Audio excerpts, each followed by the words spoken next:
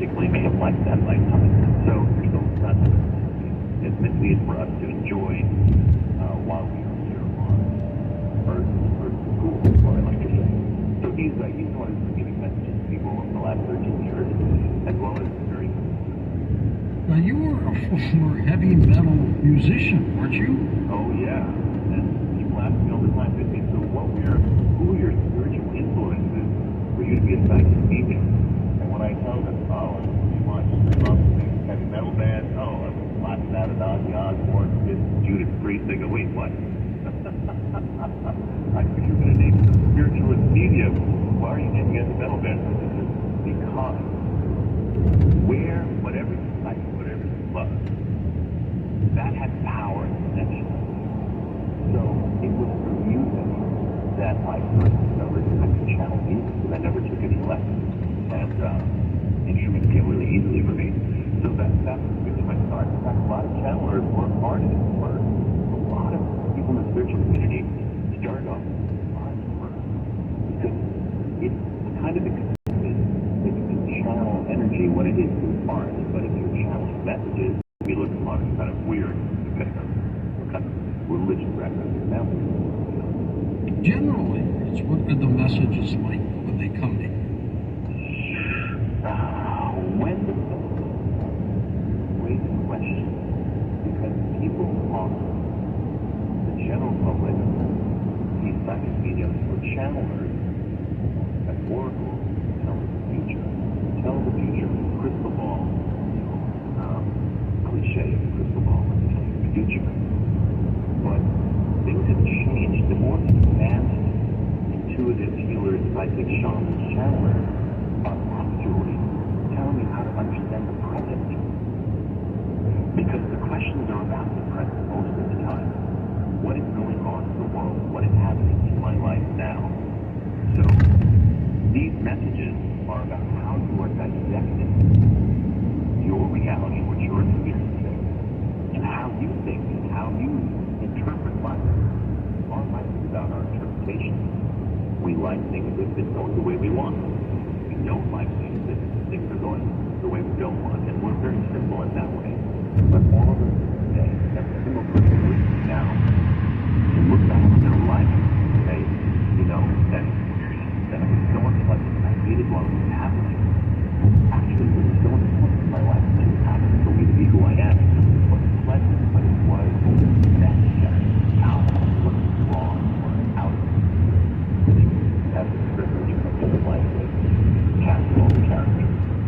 So this is how it channelers psychic mediums look at the present, and through that, it will help you understand the past. How you are psychically creating your future, meaning the energy that you are emanating out to the world, or your beliefs about reality, your beliefs, your core beliefs about life, how that is affecting your destiny.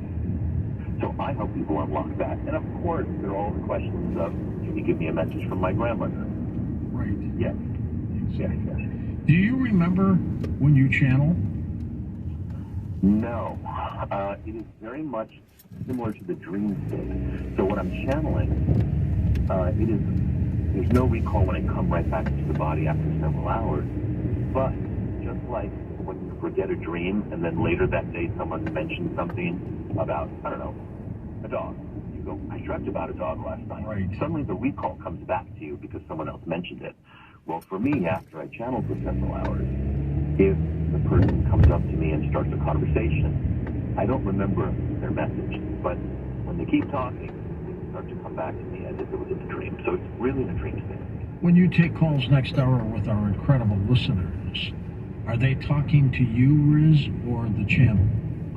When I do, specifically when I'm doing readings on the fly like this, people are calling in, I, as a psychic medium, do the reading, but I would love to channel for the audience at some point this evening, if that's all right with you. Would I be able to interview that person?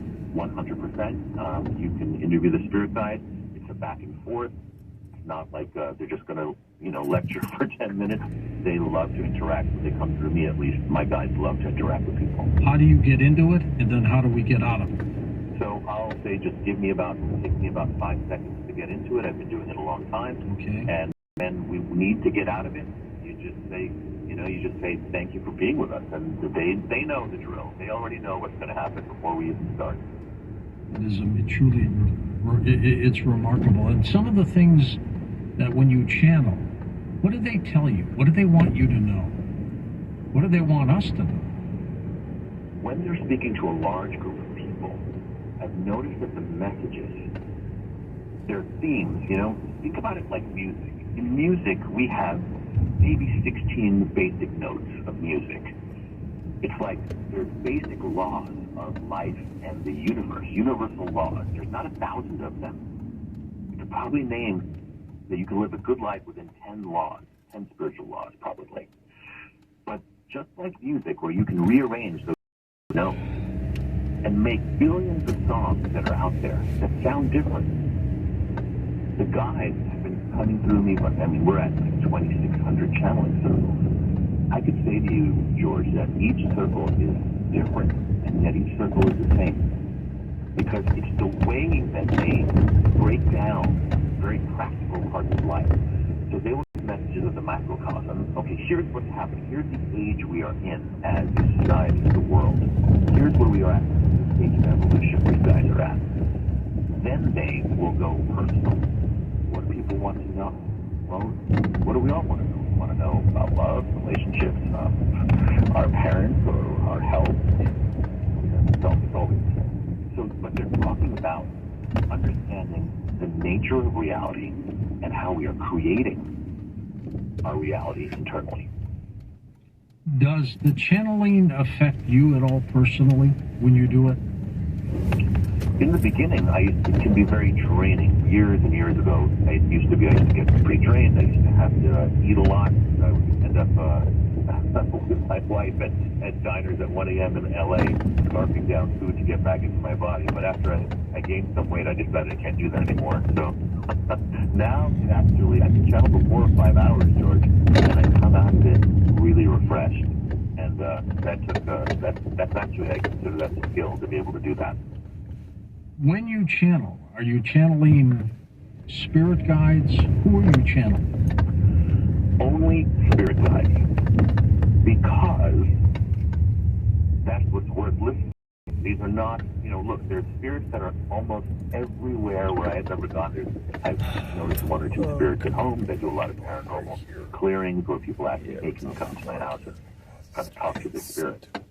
More on that later. But these are higher, I call them the teachers. These are higher vibrational